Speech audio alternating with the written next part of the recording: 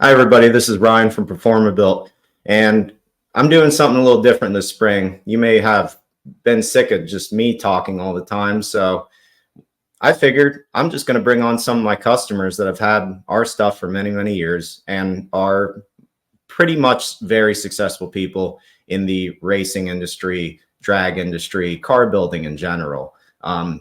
These customers I'm bringing on, and some have become friends of me personally, are very knowledgeable people, and now you get to hear it from them instead of me. So my first guest, and I'll be going down the train with multiple people over the next few weeks. My first guest is the ever amazing Nick Chauffe, who has built many fantastic cars that I could only ever dream of owning. So let's bring on Nick and hear his thoughts. Hi, Nick. How are you today? Ryan? I'm all Good, right. man. Thank you. Cold and snowy. How about you? Fairly nice weather out here in South Louisiana. I'm jealous. So Nick, tell us about yourself a little bit. What are some of the things you do, your business, and just a little bit about yourself. We started C&G American Muscle Cars in 2015, myself and my buddy Steven Garcia, and we just like building really nice hot rods for some guys that are lucky enough. Well, I guess we're lucky enough to do work for them. They give us a lot of freedom to let us do their build the way we want to, basically. So it makes it really nice dealing with very nice guys like that. So it's kind of open-ended, and you get to use your creativity a little bit in their build. That's pretty cool. Right. Yes. We have a general idea of where the project's going to go, and it's kind of up to us for the drivetrain that we use and just the different colors that we might paint things. So it's pretty fun being able to do that for guys. That is fun. That gives you, like, why you got into this. You want to be creative, obviously, and build sick shit. So that's all I've seen from you anyway. Especially the Cadillac. Huge fan. Right. Yeah, it's a 1966 Cadillac. We've put a 454 cubic inch Dart LS in it with one of your obviously 4L80Es. It's on air ride.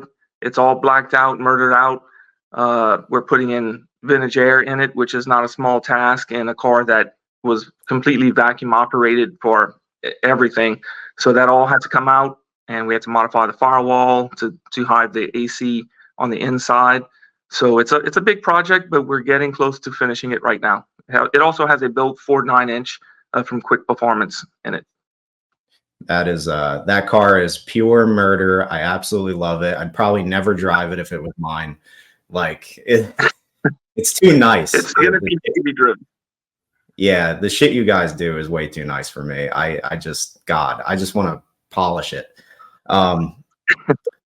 Let's talk about your truck. Probably the most famous one people are really aware of is what you call Old Brown, if I'm not mistaken. Don't really have a name for it. Some people have called it brown sugar. It doesn't matter to me. I don't typically name vehicles, but if it goes with it, I'm good. Okay, I'm okay with it. I like brown sugar. That's a good name. That's really good. But I hear you that was your truck, really. It's got our 4L80 with a brake. You built it NA. Tell us a little bit about that for your drag and drive. Sure. It was an all original 1994 GMC Sierra. It just had a brand new paint job put on it. So that was a good start. We don't do paint and body on vehicles. We do painting detailed engines and transmissions and components, but we don't do body work. It's just too much. So anyway, I bought that truck and basically stripped it completely down and put all new suspension on the front, narrowed A-arms on the front with coilovers. In the rear, it's split monoleafs, anti-roll bar, 9-inch with 411 assassin traction bars. So we built all the rear from scratch. We basically started with just a bare frame in the back and went from there. The engine is a 454 cubic inch. It is a Dart block. Horsepower Research spec'd out the custom lightweight rotating assembly. We, of course, assembled it here at our shop. It has a T&D steel rocker arms because it is a solid roller. It's a 262, 276 solid roller. So it has a performance design, carbon fiber intake. So it made right at 600 horsepower to the ground. I mean, this is naturally aspirated. It's not easy trying to build a drag and drive truck naturally aspirated and run some decent times. So the quickest time so far is a 1070. And the heads are actually currently off the engine, and we've had a local machine shop, Jesse at Francis Engine Repair. He's been porting them, and he's actually gained about 20 CFM across the board. So I'm excited to see what it makes on the dyno next time, and obviously at the track, because we have Six Summer coming up, and I think you're going to be there also at Six Summer, hopefully, maybe. I'm definitely. Yeah. So it'll be nice. It's going to be nice to meet you guys. So we're interested in seeing what the truck runs. We're going to change up some new front shocks, some double adjustables in the front. So currently it's a best of a 1.48 60 foot and 148. So I think we can get it down into the low 1.4s and hopefully run some 10.5s with this thing coming up. And I'm actually curious, and this is a question I'm going to be asking a lot of people I bring on here. Like, what made you decide to build a truck for a drag and drive? And like, why is that? Why are you drawn to like drag and drives? So I attended my first drag and drive was Sick Week with a friend. I was a co-pilot for his split bumper Camaro, and I don't know, man. It's just a challenge. We would normally just build hot rods. I used to be into racing, had got out of it, and then we just started building basically just LS powered hot rods. And then I wanted to challenge myself more, and nothing is more of a challenge than doing a drag and drive with something you've built yourself. And I understand, like, your truck was absolutely solid. I was watching the whole time, and the only fault you really had was one valve spring that could have happened to anybody. Was there any like more damage to your motor than just the valve spring? Yeah, there was some metal that went through the engine, so I ended up pulling the engine completely out and just had everything cleaned. And then that's why we took the opportunity to have the heads checked and ported. And it was sort of a mistake on my part. I didn't spec the correct valve spring. It wasn't exactly made for drag and drive. It was more of a race spring. So that was a lesson learned on my part. Just a slight oversight can cause some issues. And I'm the type that feels that most of the success you have on a drag and drive is preparing in the shop. And some things you just can't help. But we do try to prepare as much as possible before drag and drive. And I feel that that's where success comes from. Six Summer will be my fourth drag and drive. Fourth drag and drive that I'll be attending. I think that is, if for you guys just joining, I think that is some of the best advice. I couldn't even have said better. A lot of things do start with, what you're building the vehicle for, the prep in the shop, and the learning experiences along the way. That's racing. Shit breaks, shit goes wrong, even when you've done your best. And you obviously are a person that carefully thinks things out and uses his experience. So I really appreciate that answer. That's just that's great. Let's talk a little bit about the first project. So Nick has been my customer a long time. The first 4L80 he ever bought was for the blue. Was it a Camaro or a Chevelle? I forget.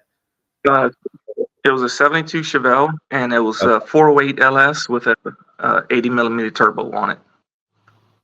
That thing was nasty. My favorite part about that vehicle was the little lockup button you guys put in that, the little torque converter lockup. That thing was sick. Yeah, I actually have that on my 94 drag truck. I'm just a fan of manual valve body, but it is shifted by a CO2 shifter from Motion Raceworks. And I tell you, when that air shifter shifts, that transmission is extremely responsive. and it's never a concern whether the transmission is going to be an issue or not. That's the one thing I have 100% faith in, is the transmission that you guys have built for me. And I think we're on the 6th or 7th transmission that I've gotten from you guys, and one of them was a 4L60 that we put in a supercharged 69 Camaro, made right at 650 to the ground, I believe, and that's still going strong today. And I have no reason to not think that it would last for many more years, honestly.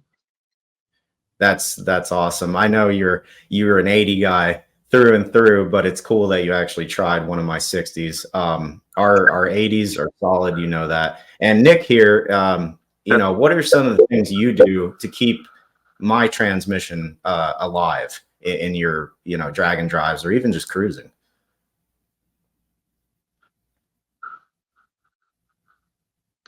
Maintenance is the key. And well, first and foremost, checking the transmission fluid before every race day, and you know, before making a pass, is number one. That tells you the health of the transmission.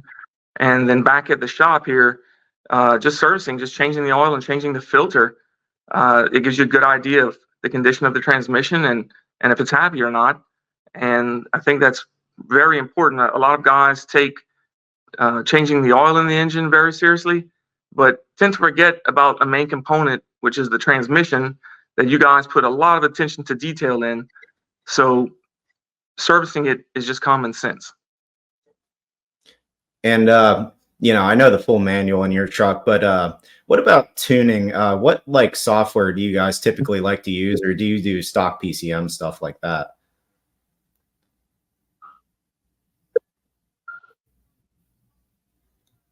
We use HP tuners to tune. Okay. Okay. And do you have a guy, or do you do that yourself? We do some tuning. I don't do it every day, so I do rely on a couple guys. One place is Asylum Motorsports in Baton Rouge, Louisiana, and the second place is a local shop,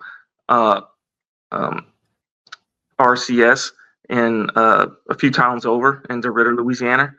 And they do help us with the tuning. Like I said, I do not do it every day, so I trust someone that is much better at it than I am.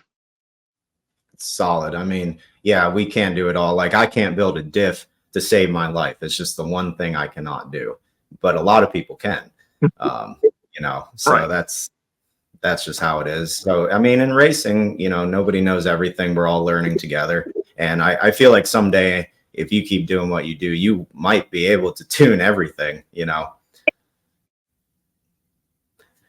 It definitely takes practice. It's not something that you just jump into. Oh yeah, yeah. Tuning is a scary subject for most Am people. I cutting out here? Yeah, a little bit. There's a small delay, but it's no biggie. You know, I get it. Okay. Let's so for you guys listening, this dude's Nick, good friend, good customer, very experienced, multiple units, and he simply just does the basics. I mean, that's, I think, something we can both agree on, in just taking care of stuff. Like he said, the motor, everybody cares about that. Everybody knows about that. Nobody knows anything about what is putting that power to the ground, or, you know, set up in the vehicle overall. Excuse me. Are there any like future projects that you have going on that you're really like focused on? Yeah, besides the Cadillac, we're building a 69 C10, and it has a 454 cubic inch Dart LS, and it also has a 3.0 liter Whipple, and obviously one of your 4L 80Es and a built Ford 9-inch. So that one's going on at the same time. It's pretty much a frame off resto mod build that's going on. It's not a drag truck, it's a street truck. It does have a 20 by 12 wheel in the back. We may have a set of drag radials and a 15-inch wheel possibly built for it. But it's mainly just a street truck, and it's a pretty fun build. I like being able to have the freedom and deciding on what suspension we'll use and the drivetrain. Like I said, it's really fun working for guys that give us that access. Well, let us access our creativity with the build. I think that's awesome. I sometimes get the same treatment from my customers, you know, with how hard they want it or what they want it to feel like. It is a good feeling. Is that the orange truck that I've seen? No, that was a previous build. Basically the same setup in that one without a supercharger, but that one is running one of the Buick 4L80s. This one's a black and white C10. So this one we started around December, I believe. Okay. I haven't seen that one yet, I don't think. You know, if you haven't followed Nick here and his builds, which are just fucking incredible, his logo CNG down there. Can we find you on social media anywhere? Yeah. So our main page that we post pictures and builds on is on Instagram, and it is CG American Muscle Cars. Okay. Okay. Yeah. For you guys, these are just eye candy all out. There is no detail, expense, nothing spared. I personally am thrilled to have someone like you in my customer base. It's amazing. What are you planning on doing anything other than drag and drives in the future? Like maybe going back to racing a little bit? Probably in the off season or in between drag and drive events, mainly for testing. We try not to put too much abuse on the vehicle in between drag and drives, because I think that's enough abuse already. Doing a drag and drive with 1,000 miles and possibly, you know, 10 passes in the week. Some drag and drives like Street and Yeet in the Carolinas. That's one day you're making a pass at a track in the morning, drive to the second track and make a second pass at a different track that same day. So that's a pretty good challenge. It's a very fun event. I probably will be back at that one this year. It's pretty laid back, but it is a challenge when you run two different tracks in one day and you have to be consistent. Have you found the tracks like very, very different in prep and everything during these drives? I assume so. How do you like kind of adjust for that, or do you just kind of run it? For me, being naturally aspirated, the only thing I really adjust for is the two-step and how hard I leave. The truck pretty much hooks up on any surface, but tire pressure and two-step, what RPM I leave is the two things that I mainly have control of, and that's about all I can do without being able to add boost or anything. But it is more of a challenge, and that's why I built a naturally aspirated vehicle. I have had boosted vehicles. This making a lot of power on a solid roller LS is not easy, and it's not cheap. And I just feel it's more of a challenge for me. And it's just something that we're continuously improving on. The first pass was a 1090, and now we're down to a 1070 with less than 12 passes on the truck, maybe 15. So every time we go out, we do improve. A lot of it is suspension. It takes a lot of tweaking. I'm sure a lot of people know you don't just go run your best pass the first time out, even the fifth time out. So it does take a lot of tuning suspension wise to get the most out of it. And that's where we're still at right now. That's awesome. And those are big facts for anybody who's looking at going into racing or very inexperienced. That's your hookup overall. It doesn't matter how much power your motor's putting out. It's what the rest of the vehicle's doing too. I'm very curious too, because you've bought so much shit from me. I can't remember everything. What stall speed are you kind of running in this brown truck for your drag and drives? What did you settle on? So this is a Roadrunner. They're out of Arizona, and it's a 38 to 4200 stall, billet triple disc, obviously. Have not locked the converter going down the track yet, but it may be an option. Depending if we pick up some more mile per hour, it may be necessary to lock the converter on the top end. But it is, that's pretty much all I use is billet triple disc converters for all my builds. I think you could improve a lot and safely by locking it up at the top of third. for sure. Very common. Yeah, I get close to red line, crossing the line. So if I pick up a little more time, I probably will be locking the converter, and it could make a huge difference. And maybe I'm just missing that right now, but that's where testing comes from. Yes, 100%. I couldn't agree more. Walk it up, little baby steps, and just make sure it's all right. What kind of temps for the trans do you usually see on a drag and drive at most, when you're really running this thing hard? So the truck has a True Cool 40K cooler across the front. So cooling is not even an issue with this setup, especially the truck having such a big front end and I can fit such a big transmission cooler. It's not the eBay knockoff one. It's the genuine True Cool 40K that does make a difference. So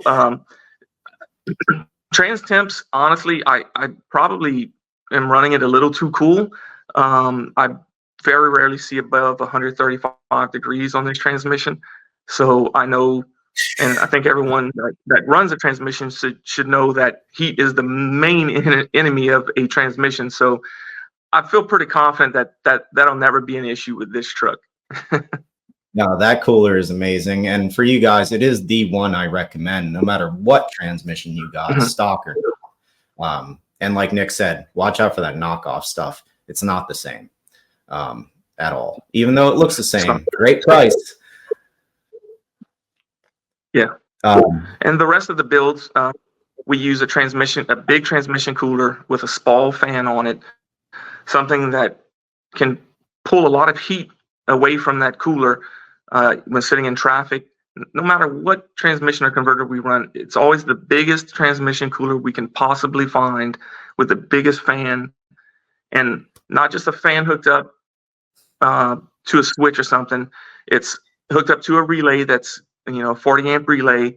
Hooking it to a switch is not adequate enough. We're big into wiring and very, very detailed about our wiring. So relay hooked up to a good battery source is the key. I can tell by just the quality of your builds what your wiring might be like. I feel like you guys can actually do concentric twisting and stuff like that if it really came down to it, which I've tried. It is very hard. It took me 2 hours to do a piece like this.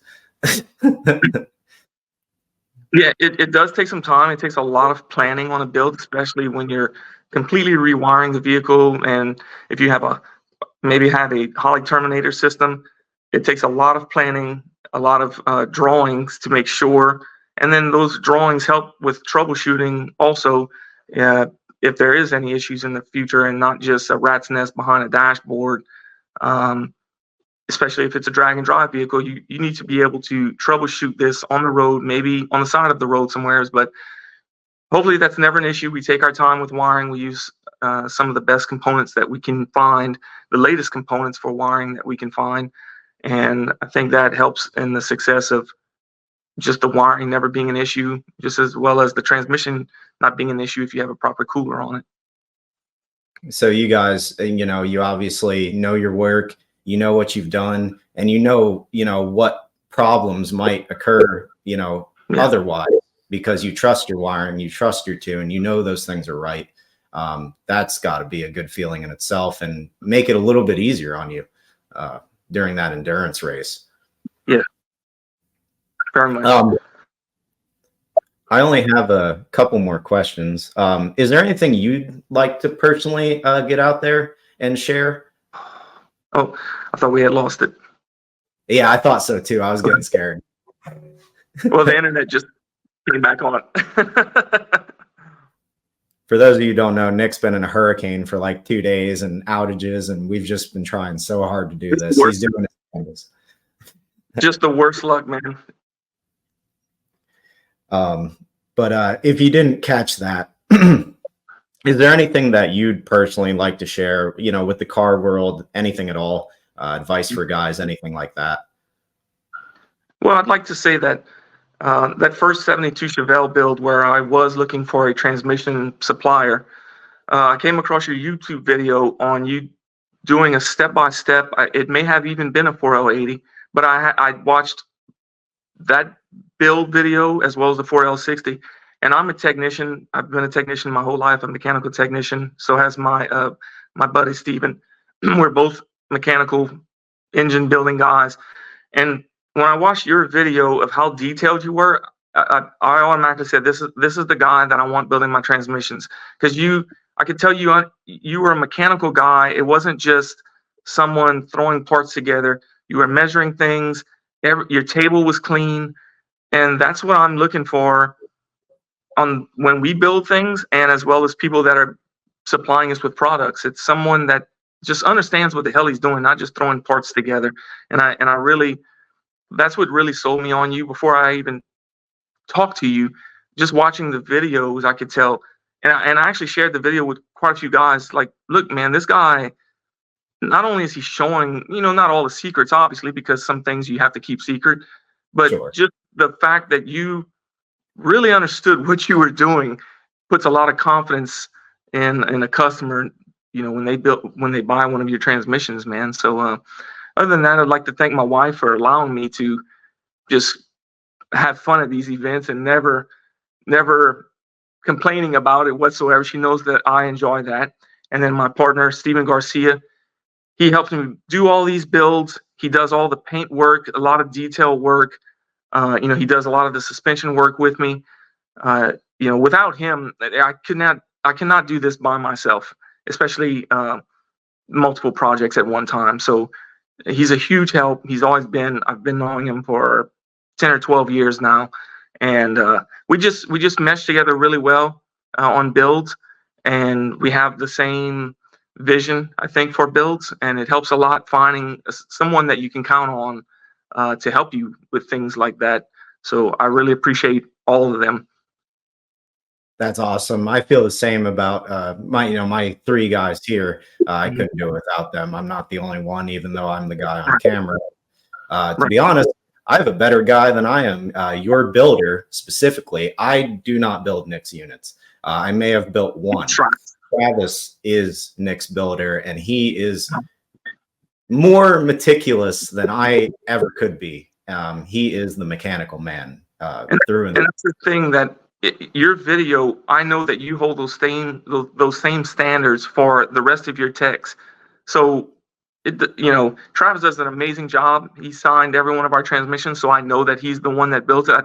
I thought that was pretty cool when you get a transmission and the builder actually puts his name on it. That's accountability, and that's putting your name on something, and that's lacking in a lot of things nowadays. And that taking pride in your work is huge. And we've never had a problem. I don't ever expect to have a problem, especially when I see Travis's name signed on that transmission.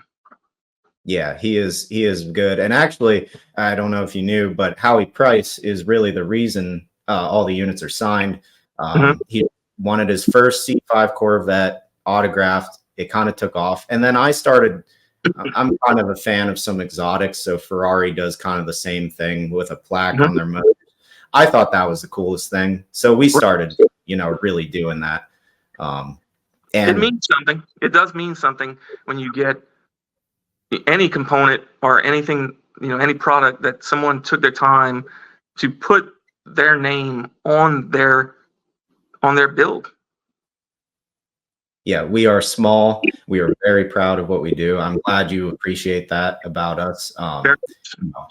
When you get a transmission, like I said, if you see Travis's name, if you're a future customer watching this, you are getting something that dude literally will take all day. No matter what, he'll take the extra time, and he will not skimp. This guy, I can't talk good about this employee alone by myself. It's just that good. And that's one thing for customers to remember is, yes, you may have a little lead time on it, but that's because someone is taking the time to put attention to detail into a build. So have a little patience when you want something custom built. I know you definitely get that. Vehicle. with the cars you build. How long does it take you usually to build a full custom vehicle? I'm curious. We do have full-time jobs in the oil field, so we do work on them at night. So we work a good 50 to 60 hours at our normal job, and then come to the shop straight after work. And work between 3 to 4 hours a night. So frame off type builds, it does take us around 6 months to do. So we put a lot of hours, a lot of late nights trying to make progress for our customer.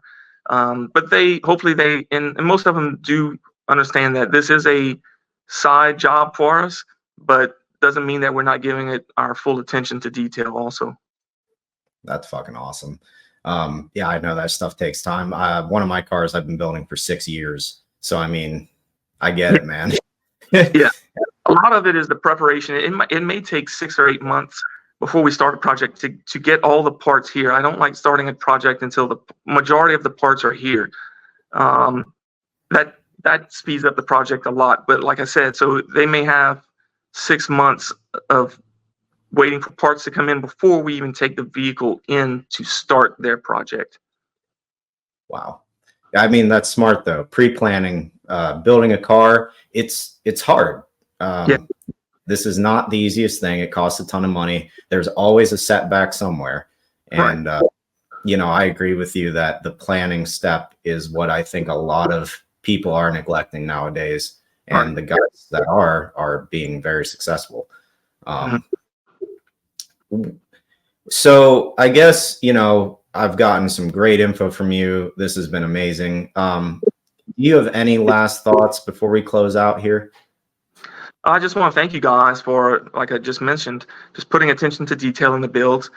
It makes my life easier when I get a transmission that works. Obviously, the tuning is a humongous part of that transmission functioning correctly.